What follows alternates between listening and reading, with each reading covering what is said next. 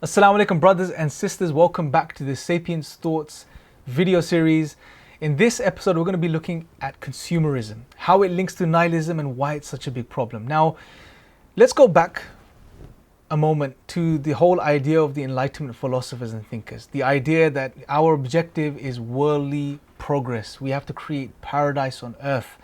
Now this idea obviously, has to result in something. For us to attain a paradise on earth, we saw how the consumerist ideology, the consumerism as a way of life was necessary to implement, because this is now the system which is going to lead to what they think is going to lead to prosperity and is going to lead to this idea of a utopia, a worldly utopia. Now, I think it's important to define what we mean, or the difference between consumerism and materialism as a way of life. They're used interchangeably sometimes, but there is a slight difference, as noted by Tim Kassa in The High Price of Materialism. The materialism as a way of life is an idea which is that we as human beings, we find value through our material possessions and our acquisition of the material goods. Value is attached to this. This is materialism as a way of life. Consumerism is now, if you like, us acting upon this ideology or this way of looking at things. So we go out and we consume, and we believe consuming material goods and more products and all of these things is going to lead to well-being and happiness, and it's going to lead to us finding value and meaning. Now, how does consumerism or materialism as a way of life link to nihilism? Well, I'm sure you guys can connect the dots, and if you want, take a moment, pause the video, and let me know your thoughts in the comment section below, what you guys think the link is between nihilism and consumerism. So if you've done that, one of the links I want to share with you here is, and it's a very simple logical point, and that is that when one finds themselves in a state of meaninglessness, they realize life has no meaning, what am I here for, what is it all about, and they can't find answers, the first place humans are going to turn to is the material world. And on top of that, if the consumerist ideology and mindset and is being pushed to us and promoted to us everywhere, well then naturally we're going to hearken towards it. Because that propaganda is there, and it's been there for a very long time, that buying this, attaining this, having this is going to lead to happiness, is going to lead to well-being, although there's no direct correlation, as we'll see in a moment. But this is what's going to lead to happiness. This is what's going to lead to prosperity. When we're being bombarded with these messages, especially a human being that can't find meaning in their life, finds themselves in nihilism, well then naturally they're going to incline towards this. And on a level, superficially, when human beings acquire things and buy things, especially if there's things are in fashion, if this atmosphere has been created, of products that, that have been given this sort of ephemeral value, which we believe that they have value, and people are buying it, and there's social consensus on this, and everyone's inclining towards these products, which somehow in some way gives these products value. That when we buy these things and we feel like we're a part of that group now, that elite group that has a particular product or, has acquired something, it's going to lead to a temporary sense of fulfillment and happiness. But that runs out very quickly, because it's very ephemeral in nature, this type of happiness. You buy something, and you've probably experienced this yourself. We buy a product, we are aspiring to buy something. We spend months, maybe years saving for that thing. We buy that thing. We enjoy it for a few weeks, a few days, and then after that, it's just another product. It's just another thing. Then we're just not finding that satisfaction in it anymore, that happiness. We may live through others now. We may get other people to come and enjoy the thing that we have. So when they enjoy it for the first time, we live vicariously through them now, and they experience this. Or we may aspire to buy something else now, and we go and search for another, thing that we think is going to bring happiness to us, but it doesn't. So nihilism and consumerism, there is that one link there. And the consumer mindset, if you are someone that has taken materialism as a way of life, well then you're more prone to fall into types of nihilism, because all you're focusing on is the material ephemeral world, which at bottom is meaningless. It's not going to give you value.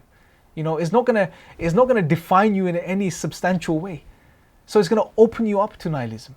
So it swings, the door swings both ways. That being said, what are the origins of consumerism? What's very interesting is that the origins of consumerism can be traced back to also the time of the Enlightenment. In 1732, for example, a an author, a physician, I believe, named Bernard Mandeville. He wrote a book called The Fable of the Bees, and this was a very interesting tract.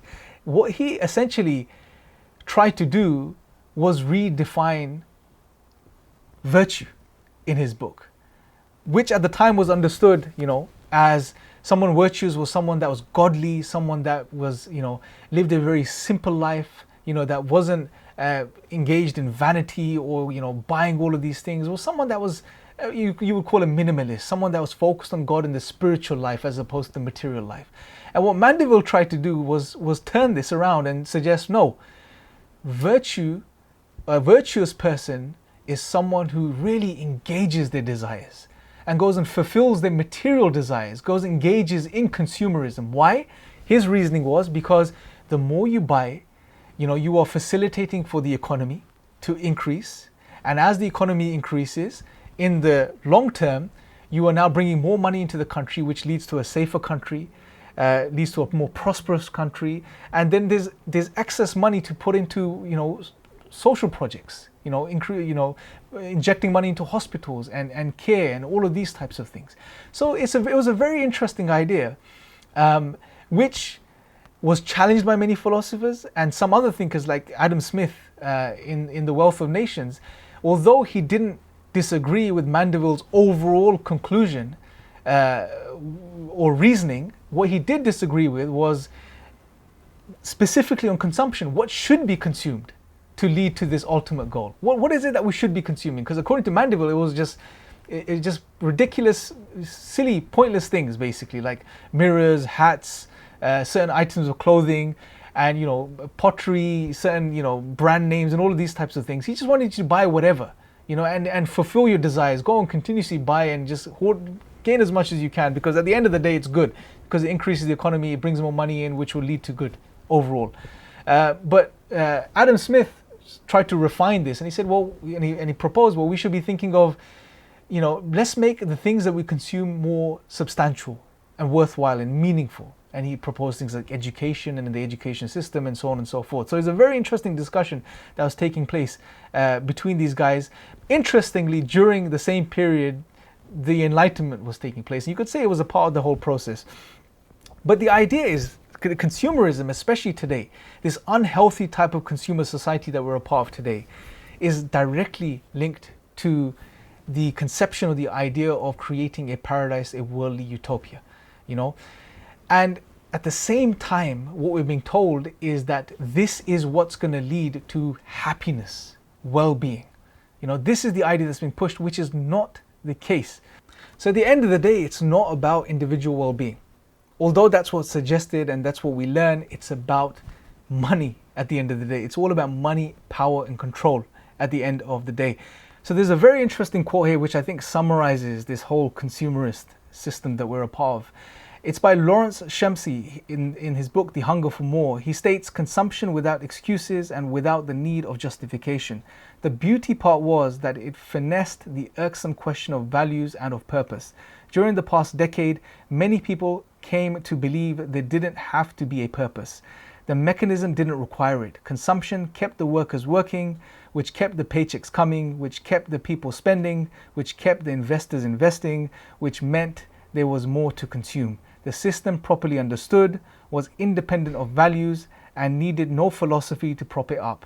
It was a perfect circle, complete in itself and empty in the middle.